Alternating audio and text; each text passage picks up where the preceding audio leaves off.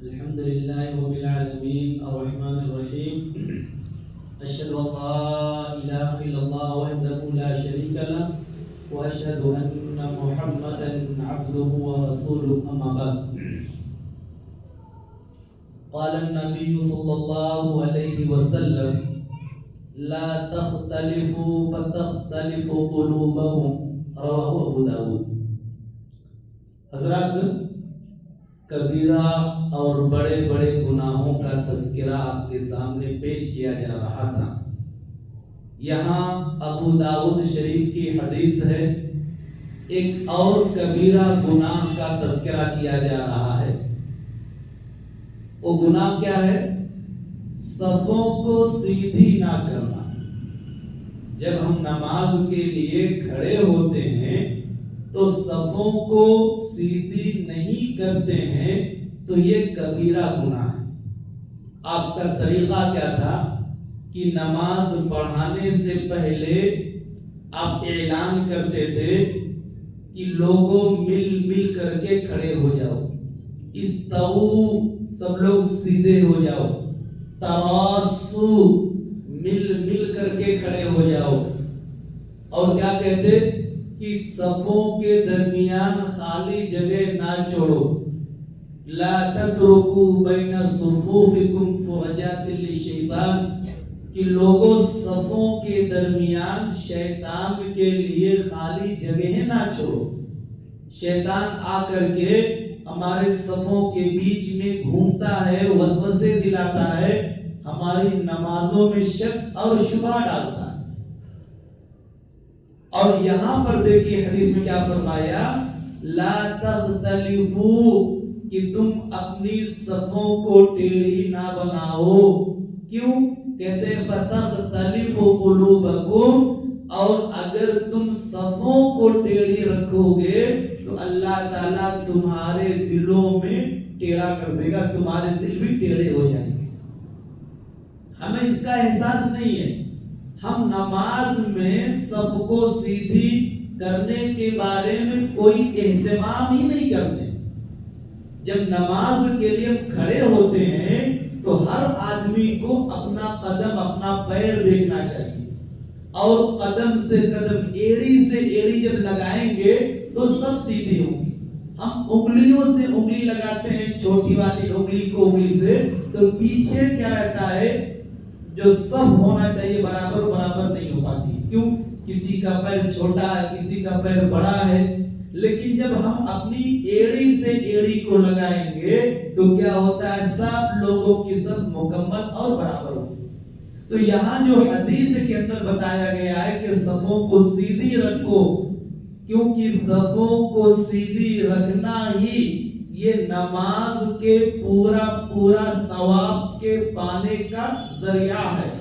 اگر صف ہماری سیدھی نہیں ہے، ایک مرتبہ کا واقعہ ہے، آپ نماز پڑھانے کے لیے جب کھڑے ہو رہے ہیں تو دیکھتے ہیں کہ ایک صحابی ہے، ان کا سینہ باہر نکلا ہوا، سینہ باہر نکلا ہوا. آپ نے کہا اپنے سینے کو اندر کرو، اپنے سینے کو اندر کرو. اس طریقے سے آپ نہیں کھڑے ہو سکتے ہیں. اللہ کے سامنے کھڑے ہوئی ہو، جھک کر کے تواضع و خاکساری کے ساتھ کھڑے ہو. صحابہ کرام کہتے ہیں پھر ہماری جو صفیں تھی اتنی شاندار، اتنی سیدھی نا، کہ جو تیر ہوتا ہے، تیر، اس تیر کو سیدھی ہے یا ٹیڑھی ہے ناپنے کے لیے صفوں کو لا کر رکھتے، صفوں میں لا کر کے رکھتے تھے تو پتا چلتا کہ یہ تیر جو ٹیڑھی ہے یا صحیح. اتنی صفوں کی اہتمام صحابہ کرام نے کرنا شروع کر دیا تھا. ہمارا کیا ہے، ہر نماز میں، جمعہ کے دن، بقیہ اوقات میں صفوں کو سیدھی کریں، صفوں کو سیدھی کریں، لیکن ہمارا اس کے اوپر کوئی اہتمام نہیں ہوتا. ہم کھڑے ہو جاتے ہیں ایسے، ہم کھڑے ہو جاتے ہیں ایسے ہی، نہ آگے نہ پیچھے، کچھ خیال ہی نہیں کرتے ہیں. لیکن ہماری ذمہ داری یہ ہے کہ ہر آدمی اپنے بغل والے کے پیر کو دیکھے اور پیر سے پیر. دیکھیے حدیثوں کے اندر کہیں پر بھی انگلی سے انگلی ملانے کا حکم نہیں ہے. انگلی سے قدم آیا ہے، اور ٹکنے سے ٹکنا آیا، کندھے سے کندھا آیا ہے. بعض دفعہ کیا ہوتا ہے، لوگ پیر لمبا کر کے کھڑے ہو جاتے ہیں، لمبا اپنی جو ان کی جسم کی جو جسامت ہے نا اس سے زیادہ، تو کندھا نہیں ملتا ان کا، اور پھر جب سجدے میں جاتے ہیں تو بھی بیچ میں خالی جگہ ہو جاتی ہے۔ اس کا ہمیں خیال کرنا بہت ضروری ہے۔ تو کبیرہ گناہوں میں سے ایک گناہ یہ ہے کہ صفوں کو ٹیڑھی کرنا۔ نقصان کیا ہوگا؟ ہم صف کا اہتمام نہیں کریں گے تو اس کی وجہ سے اللہ تعالی ہمارے دلوں میں نفرت ڈال دے گا، ہمارے دلوں میں سختی ڈال دے گا۔ اور دیکھیے حدیث ہے ابو داؤد شریف کی، نمازی کے آگے سے گزرنا بھی کبیرہ گناہ ہے۔ نمازی کے آگے سے گزرنا بھی کبیرہ گناہ ہے۔ جمعہ کے دن تو اس حدیث کی ایسی مخالفت کی جاتی ہے، حدیث کا جنازہ نکالا جاتا ہے۔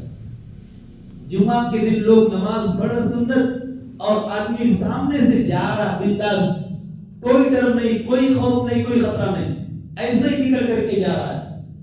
اب حدیث سنیں، یہ حدیث کے اندر آیا ہے کہ لو یعلم المار بین یدی المصلی ماذا علیہ لکان ان یقف 40 خیرا له من ان یمر بین یدی۔ سنیے کتنی خطرناک بات ہے۔ کہتے ہیں اگر نمازی کے آگے سے گزرنے والے کو یہ پتا چل جائے کہ اس پر کتنا گناہ ہے تو 40 دن یا 40 ہفتہ یا 40 مہینے یا 40 سال وہاں پر کھڑا رہے گا، اس کے سامنے سے نہیں گزرے گا۔ حدیث میں 40 کا تذکرہ، بس نہ تو دن، نہ تو ہفتہ، نہ تو گھنٹہ، نہ تو مہینہ، اس کا تذکرہ نہیں ہے۔